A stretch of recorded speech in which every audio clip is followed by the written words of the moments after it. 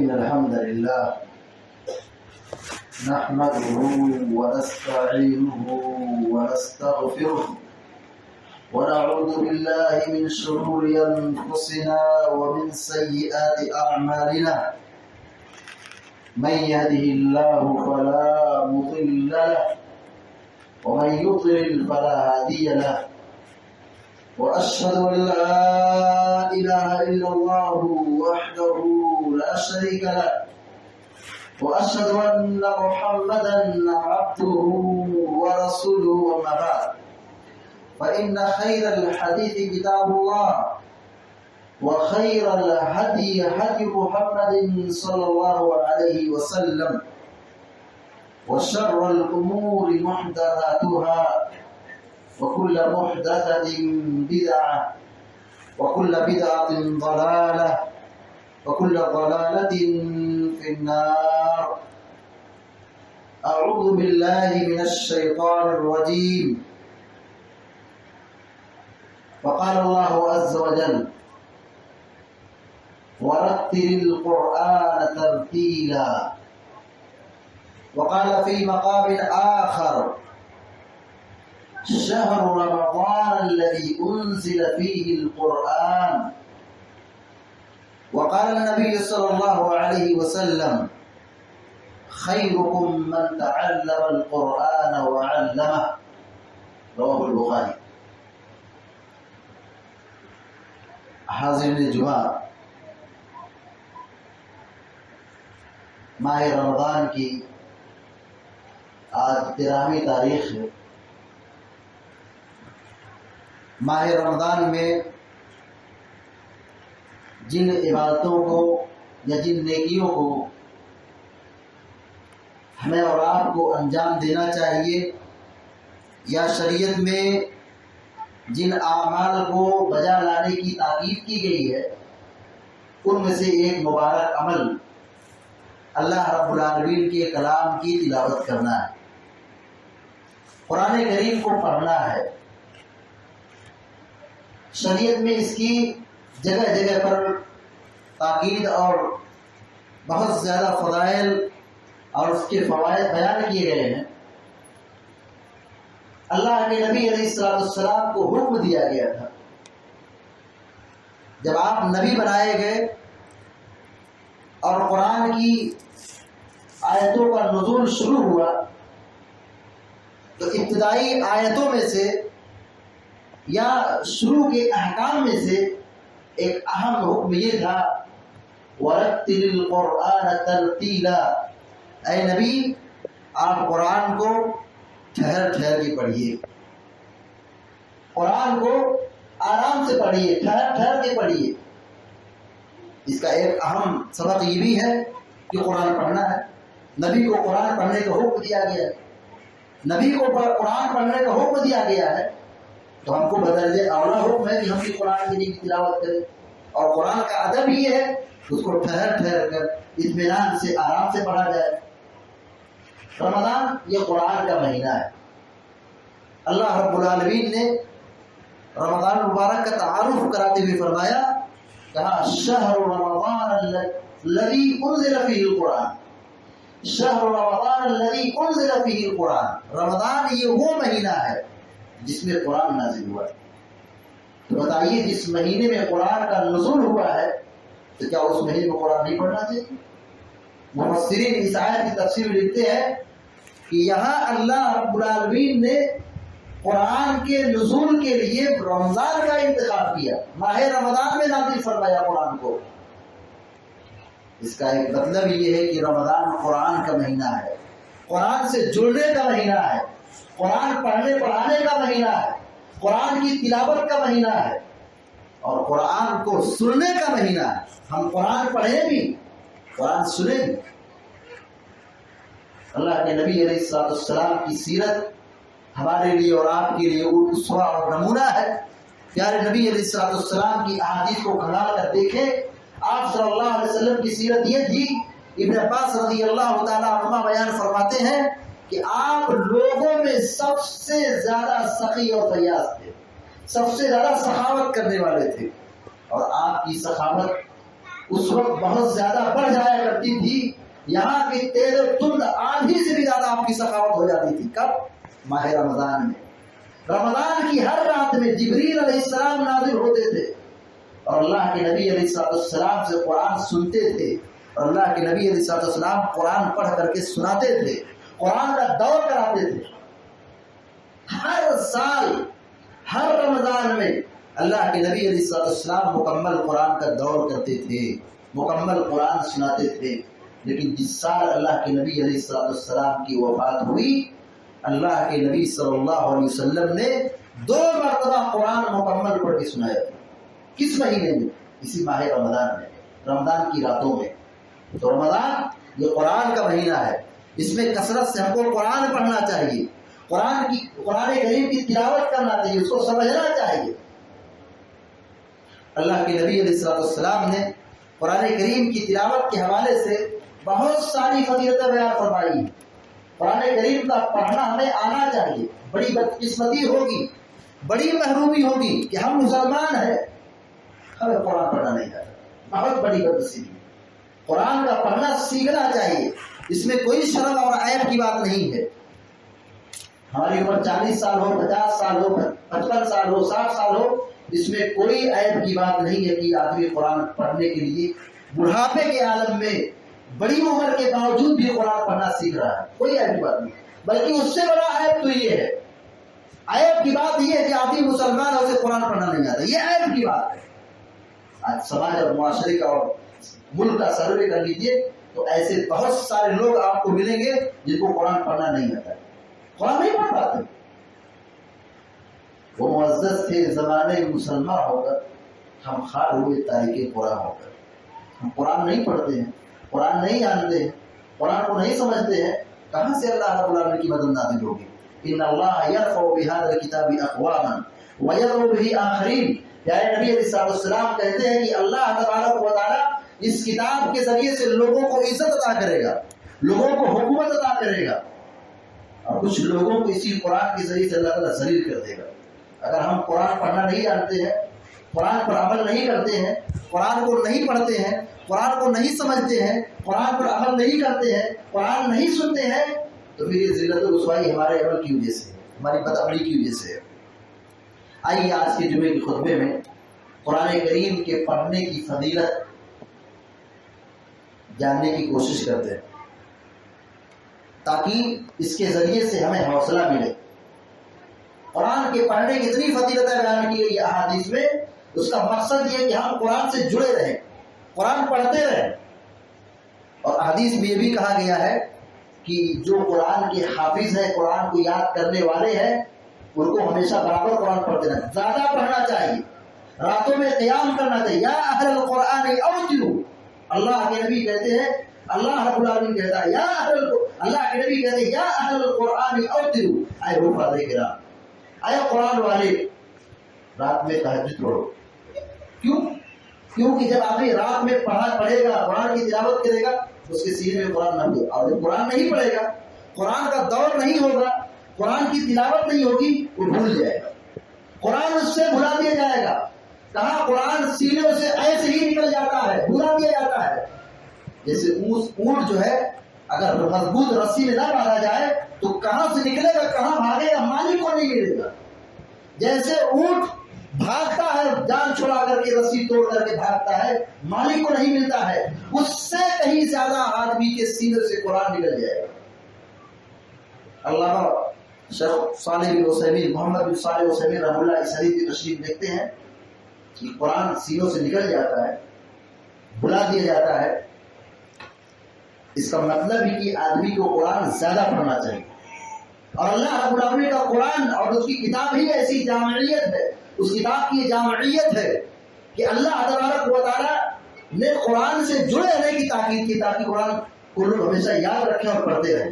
جب یہ کہا جائے گا کہ بلا دیا جائے گا تو لوگ قرآن کو زیادہ پڑھیں گے، زیادہ تلاوت کریں گے، قرآن سے جڑے رہیں گے، ان کو زیادہ ثواب ملے گا۔ قرآن کریم کے پڑھنے کی پہلی فضیلت یہ ہے کہ کل قیامت کے دن جو قرآن پڑھنے والے ہیں، قرآن سے جڑے رہنے والے ہیں، ان کو فرشتوں کی صحبت حاصل ہوگی۔ فرشتوں کے ساتھ وہ لوگ رہیں گے. قیامت کے دن فرشتوں کے ساتھ رہیں گے. ہم مرنے کے بعد دوبارہ زندہ کیے جائیں گے. حشر کے میدان میں ہم کو جمع کیے جائے گا. حساب و کتاب ہوگا. فرشتوں کی صحبت حاصل ہوگی, فرشتوں کی رفاقت حاصل ہوگی. پیارے نبی علیہ السلام نے فرمایا الماہر بالقرآن مع السفرۃ الکرام البررہ.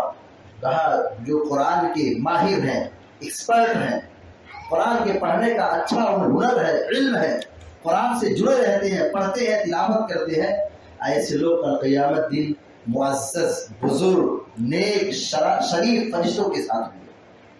والذی یقرأ القرآن ویتتعتع فیہ. اور جو قرآن پڑھتا ہے لیکن پڑھنے میں اسے تکلیف ہوتی ہے, پڑھنے میں اسے تکلیف ہوتی ہے, اس کو ادا کرنے میں مشقت لاحق ہوتی ہے. وَيَتَتَعْتَعُ فِيهِ وَهُوَ عَلَيْهِ الشَّاقُ. اس کا قرآن کے حروف کا ادا کرنا اس پر دشوار گزرتا ہے, تکلیف پہنچتی ہے, مشکل ہو جاتا ہے. پیارے نبی علیہ السلام کہتے ہیں لہو اجران, اسے ڈبل اجر ہے. جسے قرآن پڑھنے کا صحیح طور سے مکمل حروف کی ادائیگی نہیں ہو پاتی ہے لیکن پھر بھی وہ قرآن پڑھ رہا ہے, سیکھ رہا ہے, اللہ رب العالمین ڈبل اجر دیتا ہے. ایک تو قرآن پڑھنے کا ثواب, اور دوسرا جو پڑھنے میں تکلیف ہو رہی ہے وہ تکلیف برداشت کر رہا ہے, صبر کرنے پر ثواب. تو قرآن سے جڑے رہنا چاہیے. قرآن کی تلاوت رمضان میں زیادہ ہونا چاہیے. قرآن پڑھنے نہیں آتا ہے, پڑھنے کی, اس کو یاد کرنے کی, اس کو سمجھنے کی کوشش کرنا چاہیے, سیکھنا چاہیے. قرآن کریم کے پڑھنے کی دوسری فضیلت یہ ہے کہ ہم جتنی آیتیں پڑھیں گے, جتنی آیتوں کی تلاوت کریں گے, ہر آیت پر اللہ تبارک و تعالیٰ اجر و ثواب عطا کرے گا. کتنا اجر و ثواب عطا کرے گا؟ ایک مرتبہ اللہ کے نبی علیہ السلام مسجد میں آئے, صفہ والوں کو دیکھا اور صفہ والوں سے مخاطب ہوئے. کہا کیا تم میں سے کوئی شخص یہ چاہتا ہے کہ اس کے گھر کے سامنے اس کو 2 اونٹنی مل جائے؟ مسجد نبوی سے دور وادی عقیق میں اونٹنی ہے, جانور ہے. کیا تم میں سے کوئی شخص یہ چاہتا ہے کہ اس کے گھر کے سامنے وہاں سے اس کے لیے فری میں, بغیر کسی چوری کے, بغیر کسی ظلم کے, بغیر کسی گناہ میں, فری میں اس کو 1 اونٹنی 2 اونٹنی مل جائے؟ کوئی چاہتا ہے؟ ہر آدمی چاہتا ہے. اس زمانے میں اونٹنی کی بڑی لمبی قیمت تھی. جیسے آج کے زمانے میں کہا جائے کیا کوئی شخص یہ چاہتا ہے اس کے گھر کے سامنے فری میں, بغیر کسی ظلم کے, بغیر کسی گناہ میں موٹر گاڑی ہو, 4 ویلر ہو؟ کوئی چاہتا ہے؟ ہر آدمی چاہتا ہے. مل جائے تو کتنی خوش نصیبی کی بات ہے. پیارے نبی علیہ السلام نے حوصلہ دیا, کہا تم میں سے کیوں نہیں مسجد جاتے؟ تو لوگوں نے کہا ہم میں سے ہر شخص چاہتا ہے کہ اونٹنی مل جائے, گاڑی مل جائے. آپ علیہ السلام نے کہا تم میں سے کوئی شخص کیوں نہیں مسجد جاتا ہے؟ مسجد جائے, وہ قرآن کو سیکھے, قرآن کو پڑھے, 1 آیت پڑھے, اس کے لیے 1 اونٹنی سے بہتر ہے. 2 آیتیں پڑھے, 2 اونٹنی سے بہتر ہے. 3 آیت کی تلاوت کرے, 3 اونٹنی سے بہتر ہے. 4 آیت کی تلاوت کرے, 4 اونٹنی سے بہتر ہے. وہ جتنی آیتوں کی تلاوت کر رہا ہے, جتنی آیتوں کو پڑھ رہا ہے, سیکھ رہا ہے, ہر آیت پر اس کے لیے 1 اونٹنی کا اجر و ثواب ملتا ہے. ہر آدمی چاہتا ہے کہ مال و دولت ملے, گاڑی ملے, جانور ملے, اونٹ ملے, اونٹنی ملے, مادی اعتبار سے آدمی مضبوط رہے, مالدار رہے, ہر آدمی چاہتا ہے.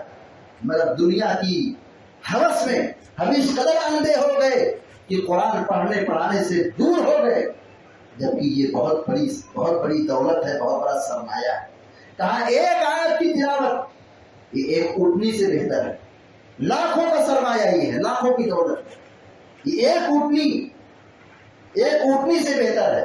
2 آیت کریمہ کی تلاوت کرنا, پڑھنا, سیکھنا, یہ 2 اونٹنی سے بہتر ہے. 3 آیت پڑھنا 3 اونٹنی سے بہتر ہے.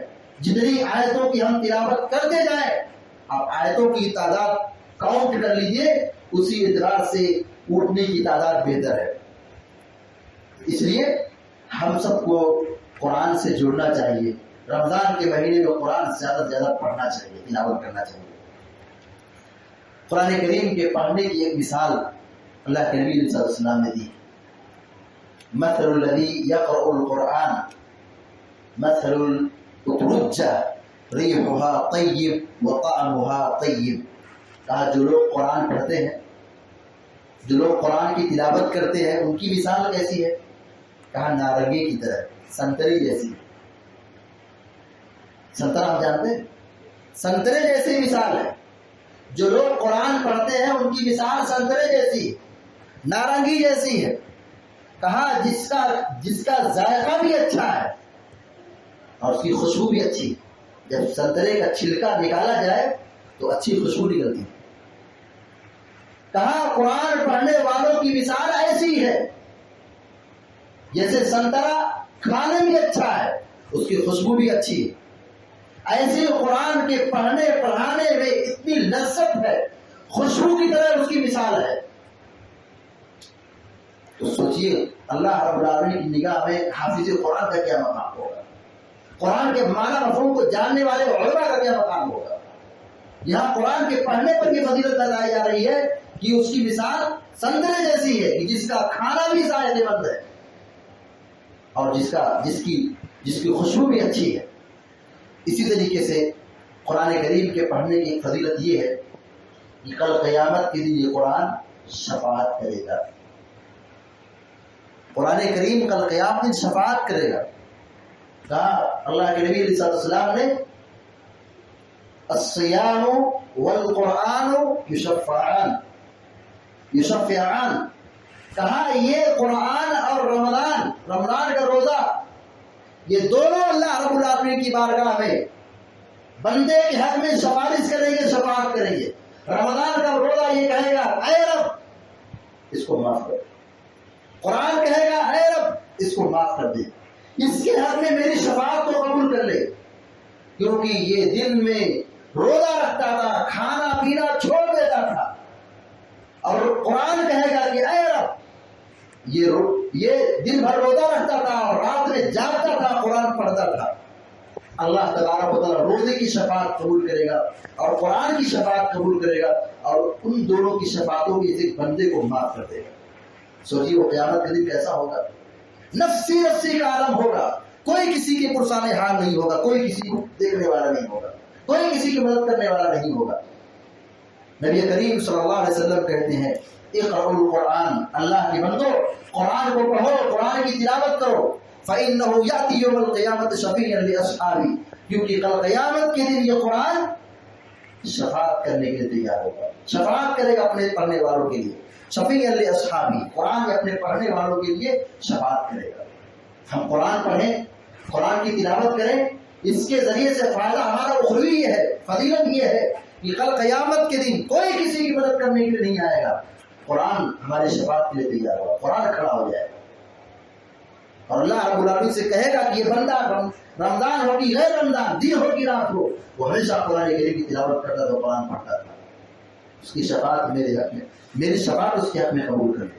اللہ تعالیٰ قرآن کی شفاعت قبول کرے گا اور بندے کو معاف کر دے گا, جنت نصیب کر دے گا, جہنم کی آگ سے آزاد کر دے گا. کتنا زیادہ ہم کو قرآن پڑھنا چاہیے. ہم دنیا کی مادی چیزوں کو بڑی گہری نظر رکھتے ہیں, مادی چیزوں کو حاصل کرنے کی بڑی فکر کرتے ہیں, مگر ہم کو آخرت کی کامیابی کی کوئی فکر نہیں. ہم مسلمانوں کی زندگی کا ہم سروے کر لیں, جائزہ لے لیں تو ایسا محسوس ہوتا ہے کہ کوئی دنیا پر زیادہ یقین ہے اور آخرت کے بارے میں کوئی یقین اور کوئی بھروسہ نہیں ہے. تو ہمیں آخرت کی فکر کرنا چاہیے, آخرت کی کامیابی کی فکر کرنا چاہیے. کل قیامت دن جو قرآن شفاعتی بن کر کے آئے گا تو کس کے حق میں شفاعتی بن کر آئے گا؟ جو قرآن کو بند کر کے سوتے ہیں ان کے حق میں شفاعتی کریں گے. شفاعت اس کے حق میں قبول ہوگی جو دنیا میں قرآن سے جڑا رہا, قرآن کی تلاوت کرتا رہا. قرآن کریم کا پڑھنا پڑھانا بہت اچھا عمل ہے, سب سے اچھا عمل ہے, بہت بڑی نیکی ہے. پیارے نبی علیہ السلام نے فرمایا خیرکم من تعلم القرآن وعلمہ, سب سے بہتر وہ شخص ہے جو قرآن کو پڑھے, قرآن کو پڑھائے. سب سے بہتر وہ شخص ہے جو قرآن کو پڑھے, قرآن کو پڑھائے. آج ہمارے سماج میں کس کو اچھا سمجھا جاتا ہے؟ جو سب سے زیادہ جھوٹ بولے، دھوکہ دے، خیانت کرے، چوری کرے، مال کمائے، کہتے بڑا ہوشیار آدمی. شریعت کی نگاہ میں سب سے اچھا اعلیٰ کوالٹی کا اسپیشل آدمی، سب سے پیارا آدمی اللہ کی نگاہ میں کون ہے؟ کہا جو قرآن پڑھتا ہے اور قرآن پڑھاتا ہے. جو قرآن کا پڑھنے والا ہے، تلاوت کرنے والا ہے، قرآن سیکھنے والا ہے، یہ تو قرآن پڑھانے والا ہے. تو ہمیں کیا چاہیے؟ یہ تو ہم قرآن پڑھانے والے بن جائیں. یہ تو نہیں ہو سکتا، تو قرآن پڑھنے والے بن جائیں. اور اگر قرآن پڑھنے والے بھی نہیں، قرآن پڑھانے والے بھی نہیں ہے، تو بہت بڑی بدقسمتی ہے، بہت بڑی محرومی ہے. اگر ہم قرآن پڑھنے والے ہیں، یہ سعادت کی بات ہے، یہ خوش نصیبی کی بات ہے. قرآن پڑھانے والے ہیں، بہت بڑی دولت ہے یہ دنیا کی، بہت بڑا سرمایہ ہے اس آدمی کے پاس. اور اگر یہ دونوں چیزوں سے ہم محروم ہیں، نہ قرآن پڑھنے آتا ہے نہ پڑھانے آتا ہے، بہت بڑا محروم آدمی ہے. محروم آدمی ہے، قرآن پڑھنے سے محروم ہو گیا، اجر و ثواب سے محروم ہو گیا. قرآن کریم کے پڑھنے کی فضیلت یہ ہے کہ اللہ رب العالمین کی رحمتیں، برکتیں نازل ہوتی ہے ایسے آدمی پر جو قرآن سے جڑا رہتا ہے، قرآن کریم کی تلاوت کرتا ہے. وَمَا اجْتَمَعَ قَوْمٌ فِي بَيْتٍ مِّن بُيُوتِ اللَّهِ يَتْلُونَ كِتَابَ اللَّهِ وَيَتَدَارَسُونَهُ بَيْنَهُمْ إِلَّا نَزَلَتْ عَلَيْهِمُ السَّكِينَةُ وَغَشِّيَتْهُمُ الرَّحْمَةُ وَحَفَّتْهُمُ الْمَلَائِكَةُ وَذَكَرَهُمُ اللَّهُ فِي مَنْ عِندَهُ. اللہ کے نبی علیہ السلام کہتے ہیں کہ جب بھی کوئی قوم اللہ کے گھروں میں سے کسی گھر میں جمع ہو کر کے قرآن کریم کی تلاوت کرتی ہے، جب بھی کوئی قوم، کوئی مجلس اللہ رب العالمین کے کلام کو پڑھتی ہے، اللہ تعالیٰ کی کتاب کی تلاوت کرتی ہے اور اس کو سمجھنے کی کوشش کرتی ہے، قرآن میں کیا لکھا ہے، اس کا مطلب کیا ہے، اس کی تفسیر کیا ہے، قرآن کے معنی مفہوم کو جاننے کی کوشش کرتی ہے، ایسی مجلسوں پر اللہ تعالیٰ کیا انعام نازل کرتا ہے؟ کہا الا نزلت علیہم السکینہ. ایسی مجلس پر سکینت نازل ہوتی ہے، اطمینان قلب، وغشتہم الرحمہ، رحمت ان کو ڈھانپ لیتی ہے، سکون نازل ہوتا ہے، چاروں طرف سے سکون اور آرام نازل ہوتا ہے، رحمت الہی کا نزول ہوتا ہے، سکینت نازل ہوتی ہے، اطمینان قلب حاصل ہوتا ہے، دلوں کو سکون ملتا ہے. وحفتہم الملائکہ، اور ایک سعادت اور خوش نصیبی یہ ہے کہ ایسی مجلسوں پر جو قرآن پڑھتے پڑھاتے ہیں، سمجھتے ہیں، قرآن کی تلاوت کرتے ہیں، ایسے لوگوں کو چاروں طرف سے فرشتے گھیر لیتے ہیں، اپنے پروں کو سمیٹ لیتے ہیں، پھیلا دیتے ہیں. اور تکریم، یہ قرآن پڑھنے پڑھانے والوں کی تکریم ہے. فرشتے اپنے پر کو کھول دیتے ہیں، بچھا دیتے ہیں، اطمینان اور سکون ان کو ملتا ہے. وحفتہم الملائکہ وذکرہم اللہ فی من عنده. اللہ تعالیٰ ایسے لوگوں کا نام فرشتوں کے درمیان لیتا ہے. اگر ہمارا کہیں تذکرہ کسی بڑے آدمی کے پاس ہو، بادشاہ کے پاس ہو، وزیر کے پاس ہو، بڑے بڑے لوگوں کے پاس ہمارا تذکرہ ہو، ہم پھولے نہیں سماتے، ہمارا سینہ چوڑا ہو جاتا ہے، ہماری حیثیت بڑھ جاتی ہے، ہمارا وقار بڑھ جاتا ہے، ہم پھولے نہیں سماتے ہیں. سوچئے اللہ رب العالمین کے دربار میں ہمارا نام ہو پیش ہو رہا ہے، ہمارا تذکرہ چل رہا ہے. اس آدمی کا کیا مقام ہو سکتا ہے جو قرآن پڑھتا ہو، قرآن کی معنی مفہوم کو سمجھتا ہے، قرآن کی تلاوت کرتا ہے. اللہ رب العالمین کے دربار میں اس آدمی کا تذکرہ ہو رہا ہے، فرشتوں کے درمیان اللہ تعالیٰ بندے کا نام لیتا ہے، دیکھو میرا فلاں بندہ ہے، قرآن پڑھ رہا ہے، میری کتاب کی تلاوت کر رہا ہے، میری کتاب کو سمجھنے کی کوشش کر رہا ہے. ایسے آدمی کا تذکرہ اللہ رب العالمین کے دربار میں ہوتا ہے. اسی طریقے سے قرآن کریم کا پڑھنا یہ بہت بڑی نیکی ہے، اور ہر حرف پر اللہ تبارک و تعالیٰ اجر و ثواب دیتا ہے. یہ قرآن دنیا کی واحد کتاب ہے، یہ دنیا کی سب سے بڑی کتاب ہے جس کے ہر حرف پر اللہ تعالیٰ اجر و ثواب دیتا ہے.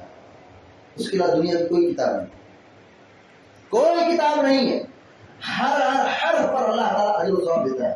اور قرآن کو قرآن اسی لیے کہا گیا کیونکہ دنیا کی واحد کتاب جو سب سے زیادہ پڑھی جاتی ہے. دنیا میں بہت ساری کتابیں ہیں، سب سے زیادہ پڑھی جانے والی کتاب اللہ کا کلام قرآن ہے، اس لیے اس کو قرآن کہا جاتا ہے. قرآن مانے ریڈنگ کرنا، پڑھنا. تو قرآن کو قرآن اس لیے کہا گیا یہ دنیا کی سب سے پہلی اور سب سے بڑی کتاب ہے جو سب سے زیادہ پڑھی جاتی ہے، اس لیے اس کو قرآن کہا گیا. اللہ کے نبی علیہ الصلوۃ والسلام فرماتے ہیں من قرأ حرفا من کتاب اللہ، جس نے اللہ کی کتاب میں سے ایک حرف کی تلاوت کیا، فلہ بہ حسنہ، اس کو ایک نیکی ملتی ہے، والحسنۃ بعشر امثالھا، نیکی کیسی ملتی ہے؟ ایک نیکی کا ثواب 10 گنا ملتا ہے، ایک نیکی کا ثواب 10 گنا ملتا ہے۔ ایک حرف کی تلاوت کریں 10 حرف کا ثواب ملتا ہے، ایک آیت کی تلاوت کریں 10 آیت کے پڑھنے کا ثواب ملتا ہے، ایک سورت کی تلاوت کریں اللہ تعالیٰ 10 سورت پڑھنے کا ثواب دیتا ہے، ایک پارہ کی تلاوت کریں اللہ تعالیٰ 10 پارہ پڑھنے کا ثواب دیتا ہے۔